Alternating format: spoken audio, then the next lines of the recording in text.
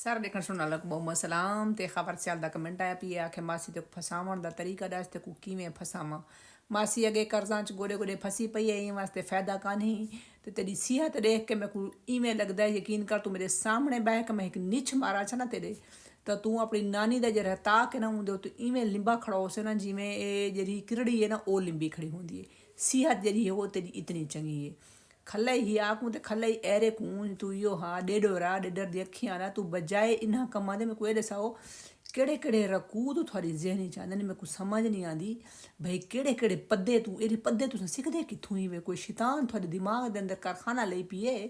तू एदा आशकां दा एलोन मस्क आ तू वड़ा जे रहे पैलेट बना बैठा है तू इश्क दा ते हिंदा ते ये जेरे कम्मां तू लगा बैठा है ते ये सुनदा बैठा है। मेरे को तरीके बैठा पुछदा ये वन के मेहनत मजदूरी करके मर पाए करो तो वन के काम किता करो मेहनत मजदूरी करके के चंगा काम करे हाँ चाह तो के चार पैसे कमा चाह तो के छुएरी फंस वनिया ते माँ को भी सौखा करके चाह मिठा सटवा के दे चाहे शोधी को सोलर ही लवा दे। गरीबड़ी जरी है वो डेरे बिजली दे बिल उनकी जरी है उनकी हालत बुरी थी भई मैं को कई दफ़ा मैसेज किया भाई इनका हाल देखते कम नहीं करता ठीक है ना। अदना खाली जरा दिमाग है ना उनके भरा होंगे फोसियां तो उथा सारा नहीं बह के ना शैतान गूहे थपेंदा है। इन वास्ते ना शैतान को गूहे थप्पण के बजाय अपना दिमाग कहीं कम वाले पासे लाओ खुदा चट करने ला थी में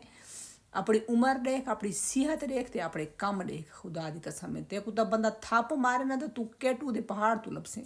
मैं जितने में तू एक चंगी रख के कंधे मुंडा चमाट दे बेचा तू उजड़ गया ते को बिया कोई नहीं लभा तू आके हुण मेरे ते हुण मेरे को तरीके भाई तो तरीके पूछो कोई बिजनेस करन दे चंगा लगदा